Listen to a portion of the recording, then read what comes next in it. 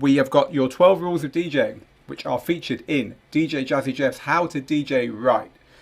Rule number 1 from DJ Jazzy Jeff: get to know your music. Tell us about it. Well, coming from somebody who used to carry records and record crates, it was extremely important to know what was in your crates. Knowing the music that you're going to bring out to play for people. There are people that had maybe a 10,000 record collection that you can't take all 10,000, so you can only take, enough to rock the party. But it is very important for you to know what's in your crates. And all I've done is taken that same process and move it over into the digital, area of your crates and now your folders. But you need to know what's in your folders. You need to understand, this song has an 8-bar intro, it's a 8-bar verse, and then the hook is 8 bars. Like, you need to understand the structure and the arrangement of the music that you're playing, because then you can do a lot of the mixes and things like that in your head, and almost put together a lot of these mixes without even playing the music, because you know your music so well. So it's really I advise important. you to take your computer and sit it on your lap in the bed and go through your folders and listen to the songs and put cue points on the songs.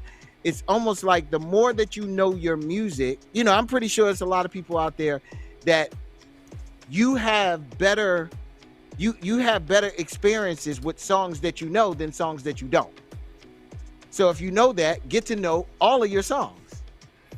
It's really important to pull out what I think the key thing you said there is, if you know your music well enough, you can prepare transitions in your head.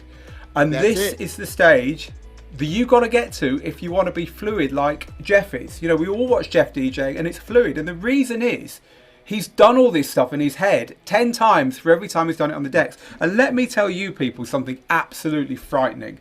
I mean, this is truly frightening. This man, just as a throwaway line, when we were filming the course, he said, some of the mixes I do in my head, only a few of them make it onto the decks. There's stuff that goes on here that never comes out. Can you imagine if it all came out, people? Can you imagine? I can't. So, if we look at the 10% we get, Jesus. So, it's really important. And anything that can help, Bluetooth speakers around the house, having your playlist on your phone that just connects when you walk into a room and starts playing, having it in the car.